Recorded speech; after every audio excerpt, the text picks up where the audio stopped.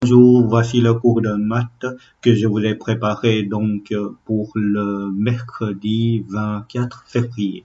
Ok, donc on va pas faire la nouvelle matière, mais on va simplement refaire quelques exercices pour vous rappeler tout ce qu'on a fait jusqu'à présent.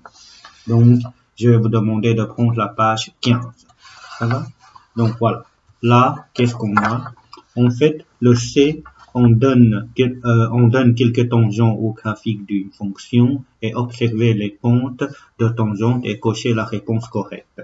En fait, quand vous voyez un graphique, ça évolue, donc voilà, c'est croissance et puis décroissante et ça diminue, etc. Donc, on vous avait dit que la fonction dérivée f de x, f' de x permet d'étudier l'évolution de la fonction f de x. Ok, et qu'est-ce qui permet d'étudier ça? En fait, les fonctions dérivées, ce sont des fonctions qui donnent la pente à chaque endroit du graphique. Par exemple, f' de moins 0,5. En fait, là, c'est la pente, donc je vais noter ici en dessous, f' de moins 0,5. En fait, c'est la pente de la tangente en x égale à moins 0,5. Ok, en x égale à moins 0,5, on est là. Donc, le point se trouve ici et on a la tangente qui a été tracée, comme vous le voyez. Voilà. Et pour avoir la pente, qu'est-ce qu'on est censé de faire? On est censé de voir quand j'avance de 1, quand on avance de 1, de combien je dois monter. Ok, quand j'avance de 1, de combien je dois monter? Et ici, moi, je constate que c'était à peu près 0,5. Je monte de 0,5.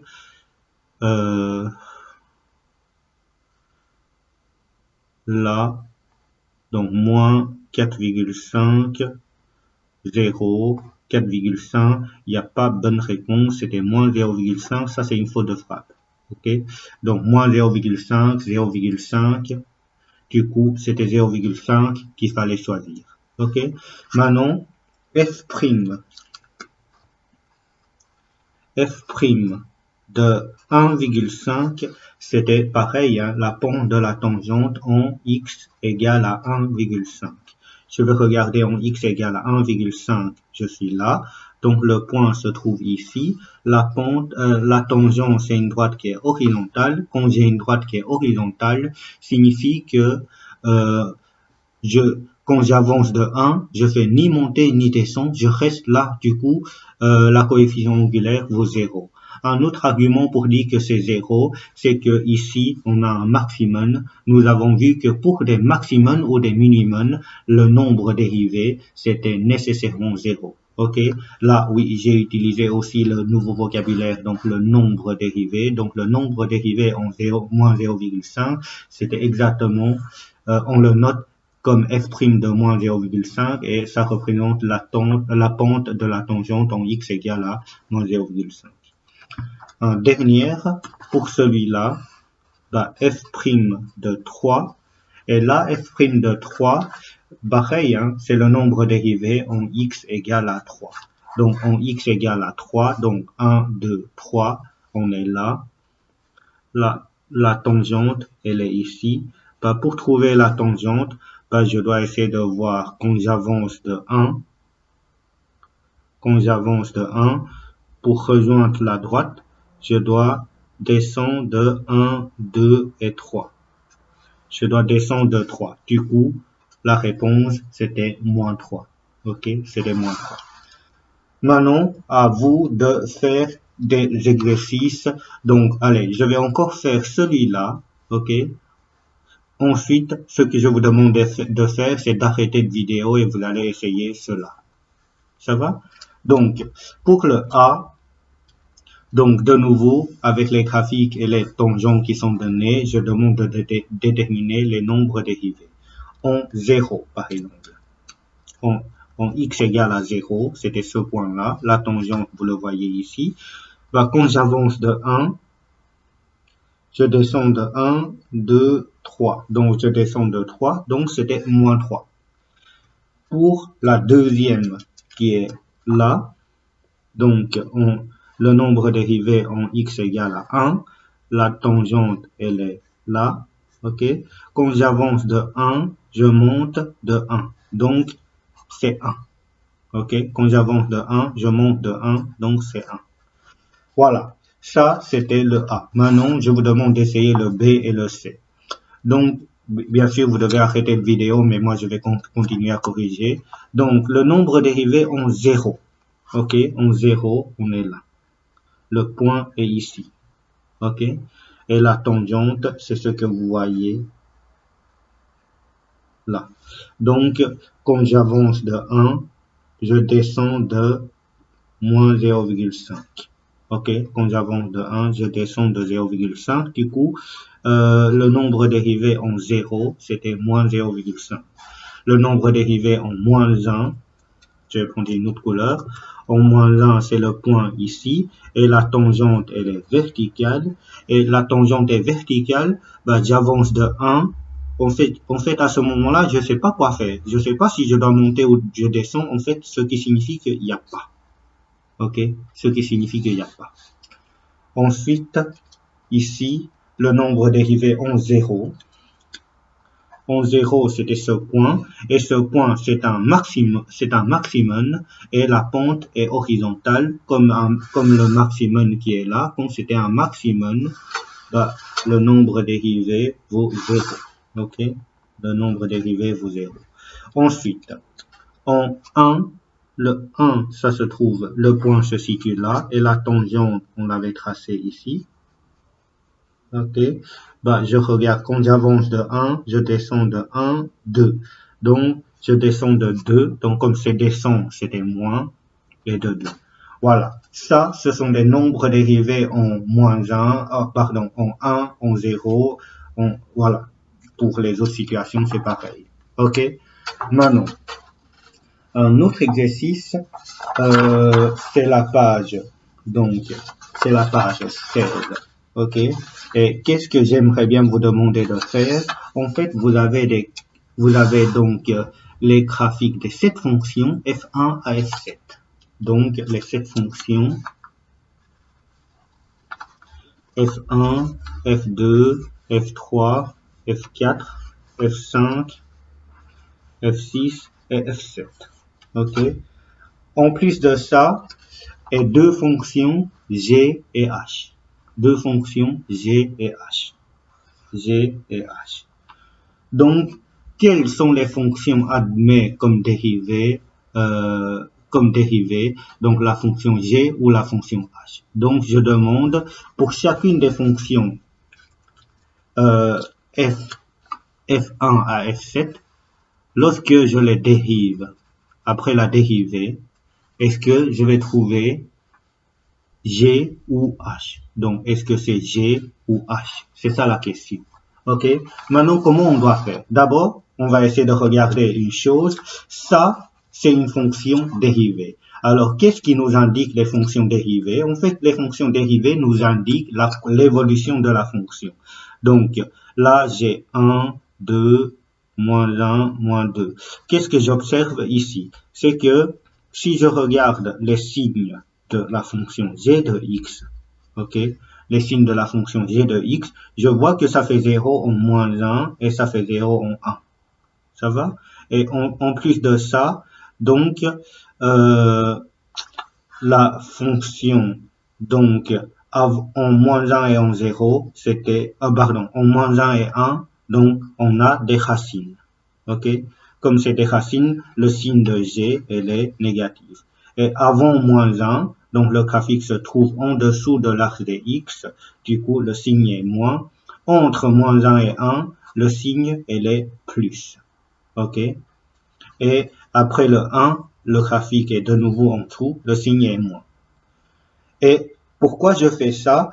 Comme ça, c'est la fonction dérivée. Comme ça, c'est la fonction dérivée. Comme ça, c'est la fonction dérivée. Je vais noter ici en dessous, donc dérivée. Comme ça, c'est la fonction dérivée. Quand c'est moins, qu'est-ce que cela signifie? Cela signifie que ça descend. Je vais noter en rouge.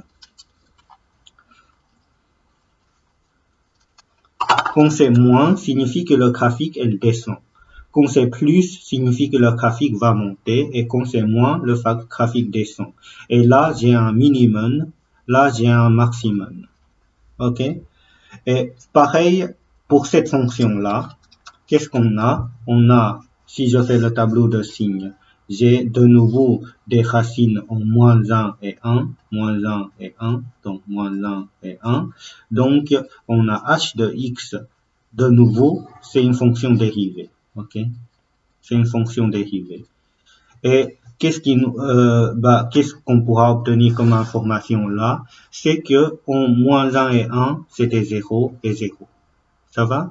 Et à l'extrémité, je sais qu'avant le moins 1, le graphique est au-dessus de l'axe de x, donc c'est positif. Entre moins 1 et 1, le graphique est en dessous de l'axe de x, c'était donc moins et c'était plus. Pareil, hein, comme c'est la dérivée, quand c'est plus, signifie que la fonction en rouge, ça doit être croissance, et puis décroissance, et puis croissance. Donc, on a le max ici, puisque ça monte et ça descend. Comme ça descend et ça monte, j'ai minimum. OK? Voilà. Donc, sur base de ça, on voit donc des fonctions qui sont, comme vous le voyez, ainsi. OK? Et là, on doit essayer de voir, par exemple, la fonction f1.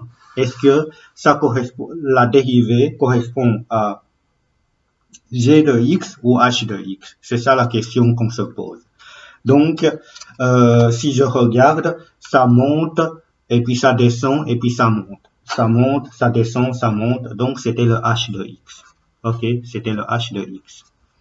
Et puis, pour celui-là, ça descend, ça monte et ça descend. Ça monte, ça descend, ça monte et ça descend. Donc, c'était le g de x. G de x. Celui-là, ça monte, ça descend, ça monte. Ça monte, ça descend, ça monte. Du coup, là, c'était aussi h de x. Celui-là, ça monte, ça descend, ça monte. Donc, ça monte, ça descend, ça monte. Du coup, là aussi, c'était h de x. OK? Et ici, ça descend, ça monte, ça descend. Ça descend, ça monte, ça descend. Donc, c'était le g de x. Ici, ça monte, ça descend et ça monte. De nouveau, c'était le h de x. Et là, ça monte, ça descend et ça monte. C'est aussi h de x. OK? Voilà. Ça, c'est un exercice qui est important, qui permet de vérifier si vous saurez bien faire le lien entre les fonctions dérivées et les fonctions de base qui se trouvent là. OK? En rouge. Maintenant, interprétation. Donc, la dérivée d'une fonction f de x plus k, où k est une constante. Je prends l'exemple. Hein. Imaginons que j'ai f4 de x qui est là. OK? Alors, f1 par rapport à f4, ça descend de 3,5 vers le bas. OK? Donc, par rapport à f4, que vous voyez ici, la fonction là, la fonction f1 descend vers le bas de 4. OK? De 3,5. Donc, de 3,5. Et la fonction qui est ici augmente de 2,5. OK? Du coup, qu'est-ce qu'on pourra déduire? On sait que f1 de x plus, c'est pas bon.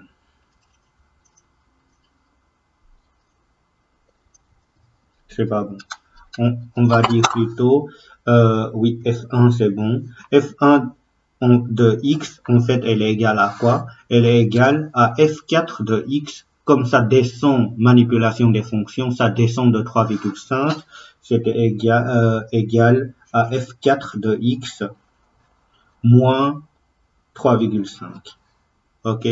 Et pareil, on a f7 de x par rapport à f4 de x, ça a même allure, mais le graphique a été glissé vers le haut de 2,5. Ok, c'était égal à f4 de x plus 2,5. Et par rapport à f4 de x elle-même, qui est là, en fait, qu'est-ce qu'on pourra dire de là? Ils ont vraiment même allure pour les trois graphiques là. Il y a juste la position verticale qui change. Ok? Alors, quand on dérive une fonction, comme la dérivée, comme la fonction dérivée permet d'étudier l'évolution de la fonction, si je ne regarde que au niveau de l'évolution, je m'en fous des graduations des axes X ou des axes Y. Je sais bien que dans cette zone-là, ok, dans la zone, je vais essayer d'utiliser des couleurs, dans la zone ici, dans la zone là, dans la zone là, donc les trois zones-là, ça évolue de la même manière. Et puis dans la zone ici, la zone là, ça évolue aussi de la même manière. La zone là et la zone A, ça évolue aussi de la même manière. En fait, qu'est-ce qu'on pourra dire? En fait, dans ce cas-là, on pourra dire, comme la fonction dérivée n'étudie que l'évolution, le fait que ça a été monté ou ça a été descendu, en fait, ça ne changera rien. C'est-à-dire, si je dérive là, si je dérive ici, si je dérive là, bah f1 de x, bah je vais pouvoir obtenir h de x. Ok? Et f4 de x, je vais aussi obtenir la même fonction qui est h de x. Et pareil là, hein, quand je dérive, bah, je vais aussi obtenir h de x. Et je vais aussi obtenir, si je dérive, h de x. En fait, le cas, quelle est la conclusion qu'on pourra obtenir de cette manière-là? En fait, ça, je vais utiliser une autre couleur. Ceci, ok, les valeurs constantes n'influencent pas la dérivée. En fait, ici, c'était moins 3,5.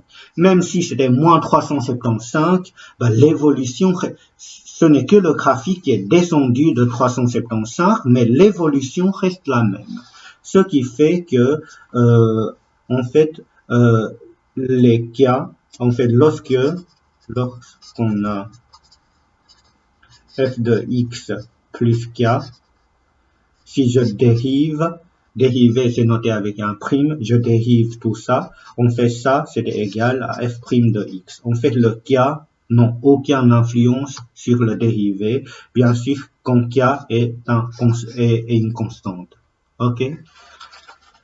Voilà. Ça, c'était donc une première partie. Je vais encore vous montrer un dernier exercice et après, ça sera fini pour cette fois-ci. Donc, pour ça, je vais vous demander de prendre la page 29. Ok? À la page 29, on va prendre cet exercice-là. Je vous demande de tracer la tangente en point A et en point D. Ok? Si je voulais tracer la tangente en point A et en point D, on ne le trace pas n'importe comment. On doit chercher, en fait, on doit chercher le nombre dérivé en x égale à 1. Et pour le point D, on doit chercher le nombre dérivé en x égale à 4. Ok? Une fois on a le nombre dérivé, bah, je peux savoir quand j'avance de 1, je dois descendre de combien, et ensuite je peux tracer la droite.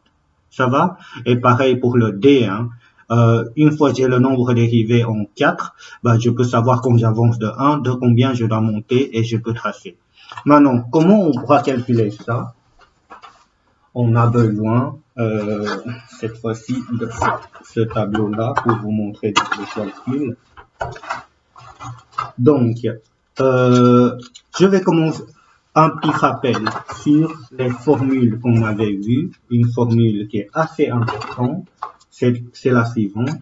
Donc, lorsque je voulais chercher le nombre dérivé en une valeur de A, voilà. Là, en fait, qu'est-ce que je dois faire? Je dois chercher limite x tend vers A de f de x moins f de A sur x moins A. Ok, là, ça c'est la formule que nous avons déjà vue ensemble à la page 14. Nous avons vu donc cette formule-là ensemble. Ok, je vous rappelle qu'on a aussi fait des exercices pour là-dedans. Ça, on les avait fait donc juste avant les vacances. Du coup, ce qu'on est censé de faire cette fois-ci, pour ces exercices-là, on doit aussi essayer d'appliquer la formule là. Ok, donc ici, j'ai la fonction f de x, j'ai la fonction, je vais noter là, f de x qui est égale à x carré moins 6x plus 6. Et je voulais chercher f' de 1. Qu'est-ce que je dois faire pour chercher f' de 1? Donc, f' de 1, bah, comme c'est f' de 1, je dois chercher limite x tend vers 1 de la fonction f de x moins f de 1 sur x moins 1. Ok, et je dois donc calculer ceci. Comment on pourra faire pour calculer ceci? Bah, déjà, limite, comme je n'ai pas encore calculé la limite, je dois recopier. F de x, bah, je remplace par l'expression, c'est-à-dire x carré moins 6x plus 6 moins f de 1. F de 1, c'est quoi? C'était dans cette expression où je remplace x par la valeur de 1, c'est-à-dire 1 au carré moins 6 fois 1 plus 6. Tout divisé par x moins 1. Ça, je sais rien faire. Ensuite, limite x tend vers 1, ok, de x carré moins 6x plus 6. Et là, si je calcule, je vais avoir 1 moins 6 plus 6, ça fait 1. Du coup, je vais avoir x carré moins 6x et 6 moins le 1 qui est là. Bah, je vais trouver, là j'ai 1, ok, j'ai 1. Là, j'ai 1, 6 moins 1, ça fait 5. Tout sur x moins 1. Maintenant, si je remplace x par 1, je vais trouver 1 moins 6, ça fait moins 5. Moins 5 plus 5 se trouve 0. Et là, 0 sur 0. Du coup, on est dans le cas 3. Il fallait factoriser, plus simplifier. Plus simplifier. Ok? Donc, pour la factoriser, quand c'est une fonction second degré, ben, on est censé de passer par delta. Si je cherche delta, donc j'aurai moins 6 au carré, moins 4 fois a qui vaut 1 fois 5. Donc, j'ai 36 moins 20, 16. Et ce qui fait que j'aurai x1, x2 qui fait donc 6 moins b, donc 6, plus ou moins racine carrée de 16, ça fait 4, tout divisé par 2 fois 1, 2. Donc, j'aurai 6 plus 4, 6 plus 4, donc 10 divisé par 2, 5, 6 moins 4, 2, divisé par 2, 1. Ce qui signifie que l'expression là, je peux l'écrire comme x moins 1 au dénominateur, ça je dois rien faire, mais au-dessus c'était donc x moins 5 fois x moins 1. Moins 5, ok, qui est là, et moins 1 qui est là. Donc j'ai x moins 1 et x moins 1 que je peux supprimer. Ensuite je remplace x par 1, j'ai moins 1 moins, donc non. 1 moins 5, ça donne moins 4. Ok, de cette manière-là, on trouve f' de 1 égale à moins 4. On avait trouvé moins 4. Et qu'est-ce qu'on pourra faire? Moins 4. Ben, moins 4 signifie que quand j'avance de 1, je dois descendre de 1, 2, 3, 4. J'ai un point ici. Et pour tracer la tangente, il suffit de relier ces deux points. Donc, je dois relier ce point-là, puisque ça c'est le point du graphique, avec le point qui est ici. Voilà. Ça, c'est la tangente, la meilleure tangente qu'on pourra tracer, puisque on l'a calculé avec de la précision. Ok? S'il faut faire la même chose pour... on doit faire la même chose pour f' de 4 maintenant, puisqu'on demande de chercher f' de